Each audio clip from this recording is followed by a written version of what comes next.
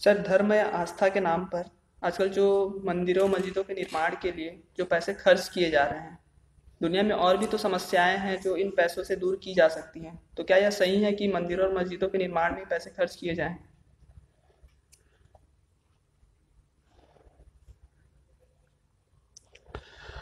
जब व्यवस्थाएं टूटती हैं,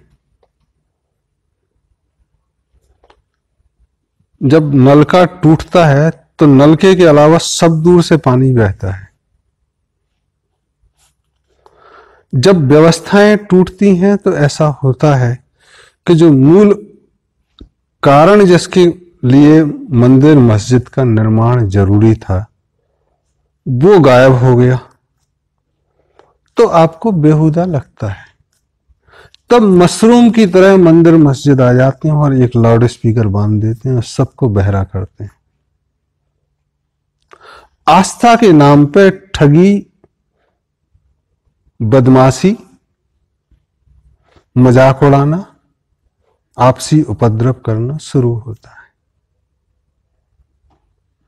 और ये चीजें कमोबेश पिछले 150-200 वर्षों से ज्यादा ही हुई हैं।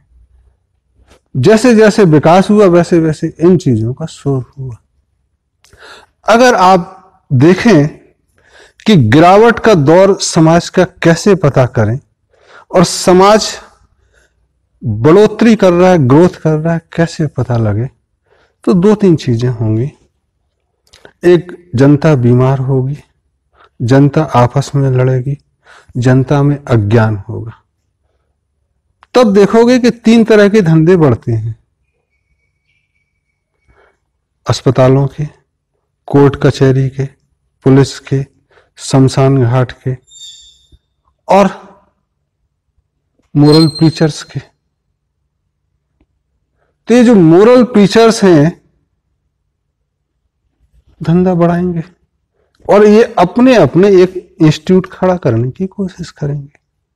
अगर समाज खुश है, एक नए दंपति की शादी हुई तो बाबा जी से आशीर्वाद लेके अपने घर में रहेगा, उसके प्रवचन सुनने क्यों जाएगा, मंदिर क्यों जाएगा? वो घर में मंदिर बनाएगा, पूजा करेगा। तो चीजें बिगड़ी हैं इसलिए ऐसा नजर आता है। तब एक मूल में चीजें आनी चाहिए कि कहां गड़बड़ी हुई और कहां चीजें चली। तब अगर भारत एक दूसरी दृष्टि से देखे दुनिया को तो समाधान बहुत आसान लगेगा। चूंकि भारत पूरी दुनिया पे यूरोप का राज्य रहा, तो चाहे लैटिन अमेरिका हो, अफ्रीका हो और इंडिया, व्यवस्थाएं बिगड़ी।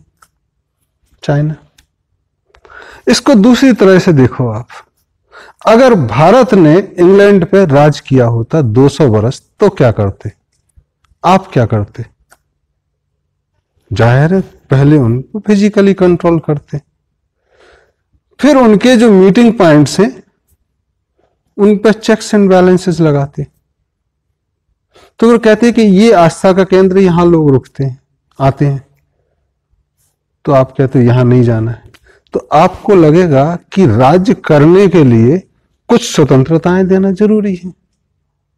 तो आपने कहा अच्छा, चर्च जाते हो काहे के लिए? प्रेयर के लिए। प्रेयर करो, वापस आ जाओ। बोले मंदिर जाते हैं, अस्पताल था, चर्च में भी अस्पताल। नहीं नहीं, अस्पताल छोड़ो, हम देखेंगे अस्पताल। शिक्षा हम देखेंगे।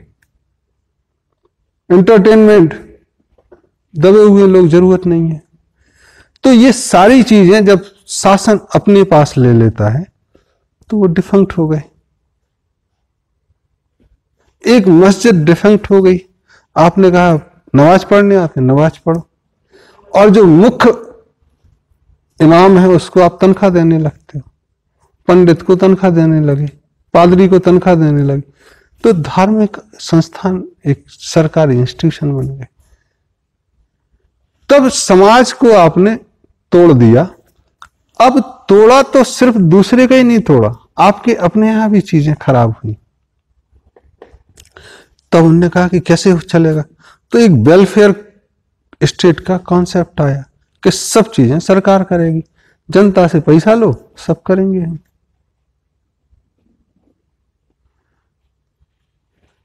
पैसा लेते हुए अच्छा लगा, बट डिलीवरेंस कैसे करोगे? आपने कहा हमारे आदमी करेंगे, सरकारी नौकर करेंगे। सरकारी नौकर 8 घंटे के। समाज का काम आपने ले लिया, समाज का पैसा ले लिया, रिटर्न देना है तो पानी इधर तक आएगा और फिर वापस जाएगा, तो बीच को गीला करेगी। करप्शन बढ़ा। और वो स्टेट वेलफेयर होने के बाद भी कुछ देश तो इतने कंगले हो गए कि यूरोपियन इकोनॉमी ने सोचा कि उनको बाहर कर दें, ये चलेंगे कि नहीं। दूसरे लोगों ने कहा कि हमारी रईसी से ये पल रहे, हम अलग हो जाते हैं। तो ये सारी चीजें आई बीच में।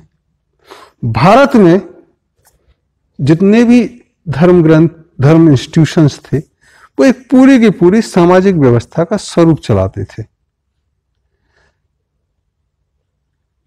और शासन एक अलग बड़ी चीजें देख रहा है। मूलभूत चीजें शिक्षा जैसे हुई, स्वास्थ्य हुई, भविष्य वक्ता हुए, नगर प्रबंधन हुआ, ये सब मंदिर का काम। तो पूजा एक छोटी सी चीज थी, तब एक आपको विशाल चीजें चाहिए और सारे लोग जुड़े हुए और पैसा भी। तो आज आपने कई पंडितों को सुना होगा कि अपनी तनख्वाह का 1/8 धर्म के नाम पे खर्च करो, मतलब 12% समाज को दो आप, तभी तो समाज चलेगा। और वो मानस में है लोगों के। तो पैसा देना बदस्तूर जारी है।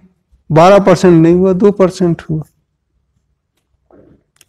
मुसलमानों में कहते हैं 2.5% आप दीजिए गरीबों को, 2.5% आया।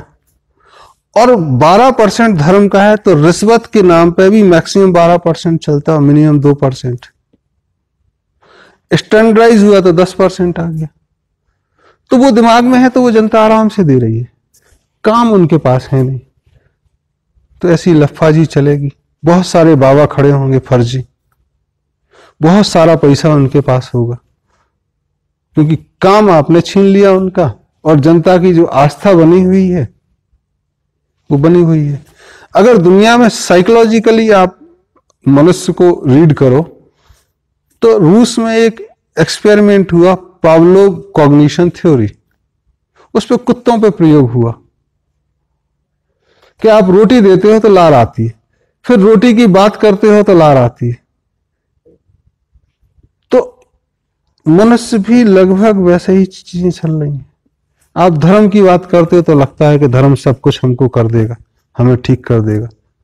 धर्म की बात आती तो आप पैसा देने से भी नहीं मुकरते, क्योंकि वो पुराना दिमाग में चल रहा है और इस साइकोलॉजी को लूटा गया। कुछ धर्म ऐसे हैं वो साइकोलॉजी फिलॉसफी पे ही चलते हैं। भारत कहता है फिलॉसफी नहीं, दर्शन। फिलॉसफी चिंतन हो गया, चिंतन के ऊपर जो चीजें दिखाई दें। तो भारत में जो साधु संत हैं उनको सीर बोलते हैं, जो देखा जिन्होंने, जिन्होंने टेस्ट किया, जिन्होंने टेस्ट किए, परीक्षण किए और चखा, वो चीजें चली। तो ये चीजें चली, बस दिक्कत ये हुई कि जब व्यवस्थाएं ठीक चलने हो लगती हैं तो आपको लोगों की बकत कम हो जाती है। आप सोचते हैं सिस्टम ही चीजें चला रहा है, तब लोगों का सम्मान करना, जो खड़ा करे हैं उनका, कम हो जाता। और वो भी कई बार ऐसा होता है कि चीजें खड़ी हो गई, अब हम अपना दूसरा काम करते हैं, साधना करते हैं। तो जो जागृत लोग होते हैं, जिन्होंने देखा, वो दूर चले जाते हैं, फिर सिस्टम में नई एनर्जी आना बंद हो जाती है, मानने वाले आते हैं, और तीसरी चौथी पीढ़ी पे मानने वालों के मानने वाले, तो एक पूरी बकवास शुरू होती है और सिस्टम कोलैप्स होते हैं, फिर खड़ा करना होता है। तो ये जो चल रहा है, बदमाशी ही सही, ये कहीं ना कहीं दिखा रहा है कि मूल में कुछ रहा होगा। ये मूल की तरफ इशारे को बनाए हुए हैं। जो चौराहों पे भीख मांगते हैं भगवान के नाम पे, और आप देते हो शनि बाबा के नाम पे, हनुमान जी के नाम पे, ये उनको जिंदा रखे हुए, गलत है। लेकिन जिंदा रखे हुए। सिस्टम बनाना है जहां भिखारीपन खत्म हो चौराहों पे, वो आस्था के केंद्रों में जाए, समाज अपनी जिम्मेदारी ले। और जिस दिन समाज ने जिम्मेदारी ले ली, ये फर्जी बाबा या मतलबी बाबा या मौका परस्त बाबाओं की कहां गए पता भी नहीं चलेगा। क्योंकि आना है तो आ जाओ, सामने आ जाओ, काम करो, मोरल प्रीचिंग खत्म हो जाएगी, तब रियल वर्क शुरू होगा। और रियल वर्क शुरू होना जरूरी है। जब रियल वर्क शुरू होगा तब तुष्टिकरण की चीजें खत्म होंगी। फिर चाहे हज यात्रा के लिए पैसा देना है, मानसरोवर के लिए या जेरूसलम के लिए पैसे की बात चलती है। अरे व्यक्तिगत श्रद्धा है, व्यक्तिगत खर्च करो, सरकार उसमें कहां से पड़ रही है? समाज ज्यादा से ज्यादा देख ले। सरकार का काम जहां सारे धर्म एक साथ जुड़े और वहां इंफ्रास्ट्रक्चर चाहिए, तो इंफ्रास्ट्रक्चर एडमिनिस्ट्रेशन तक संभालना है, उससे ज्यादा नहीं है। और धर्म का काम भी सरकार के बीच में बोलना नहीं है कि अगर धर्म सरकार को चलाने लगी तो दूसरे गुरुओं को मानने वाले लोग कुंठा का शिकार होंगे। जैसे पैगंबर साहब कहते हैं कि मेरे से पहले 1,24,000 पैगंबर आए और मैं उस क्रम में अंतिम। जो कहा जाना था 1 से 99 तक कहा जा चुका और मैं 100वां। मेरे बाद जो भी होगा वो रिपीटेशन होगा। तो 99 लोगों की भी अपनी एक किताब होगी, अपनी कुरान होगी, गीता होगी, उसको भी लोग मानते हैं। तब सिर्फ ये नहीं होगा कि जो कुरान नहीं मानता वो अधार्मिक है। बाइबल मानने वाले भी, धम्मपद, आगम सब मानने वाले धार्मिक हैं। और फिर चीजें एक दूसरे तरह से होंगी। कहते हैं कि एक बार एक सज्जन ने कहा कि सवेरे तो उठना है, नमाज पढ़ना है, और ये बेवकूफ लोग देखो सो रहे हैं अभी। तो पैगंबर साहब ने कहा कि क्षमा करना भगवान, ऐसे लोग अगर कंपैशन से भर जाएंगे तो सवेरे जबरदस्ती जगाएंगे लोगों को डंडे मार के, चाहे वो बच्चा हो, बूढ़ा हो, बीमार हो सकता है नहीं मानेगा तो उसको जान से भी मार दें। और ऐसा कमोबेश कई बार हुआ। कंपैशनेट लोग मिशनरी बनाना शुरू कर दिए, नहीं नहीं जागना ही है, धर्म एक होना है। किसने राइट दिया उनको? व्यक्तिगत स्वतंत्रता है।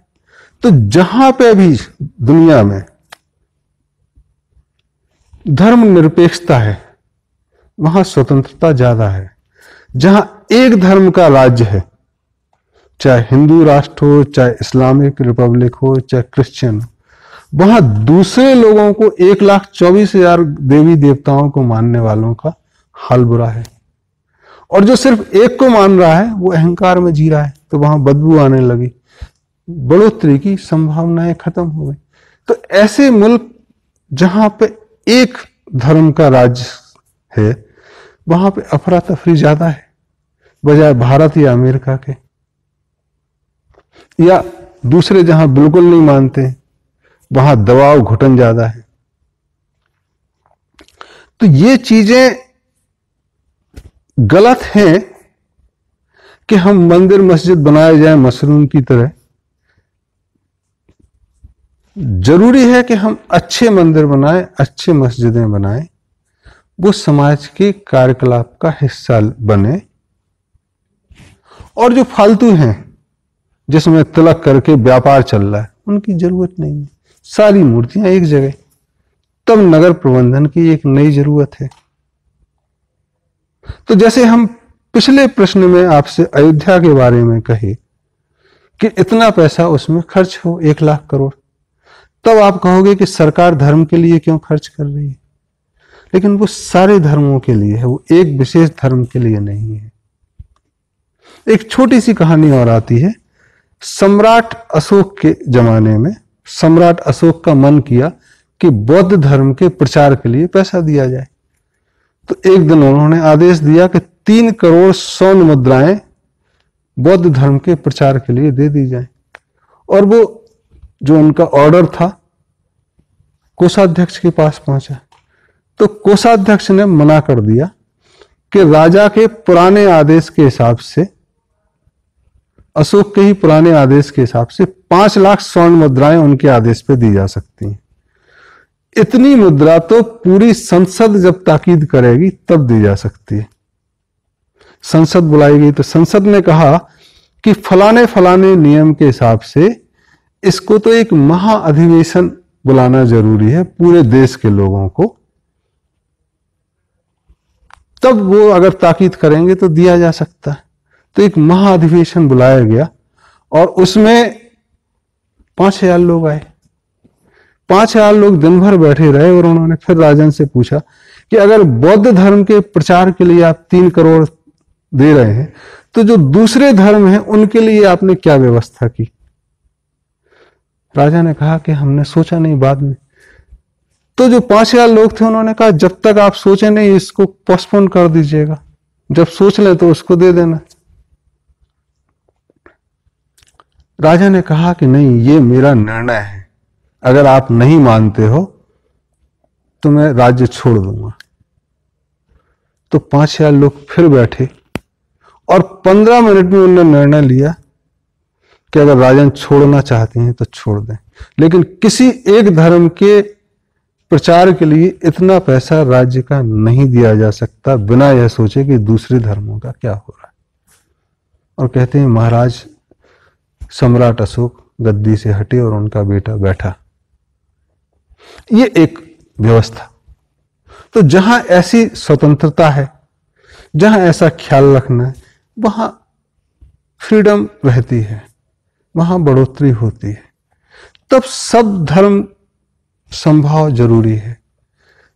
सेकुलरिज्म जो तथाकथित मनीड गवर्नमेंट है उससे ऊपर आने की जरूरत है, एक ब्रॉडर डिस्कशन की जरूरत है। और कमोबेश अगर ज्यादा झगड़ा होता तो जनमत संग्रह कराया जा सकता है। 2019 का चुनाव हो उसके बाद एक जनमत संग्रह इस पे नाम पे कराया जा सकता है कि अयोध्या में धार्मिक राजधानी बने, उसका स्वरूप क्या हो, उसकी सीमाएं क्या हो, उसके कार्यकलाप क्या हो। और ये शायद भारत की अगले कदम पे बढ़ोतरी के लिए जरूरी भी। Thank you.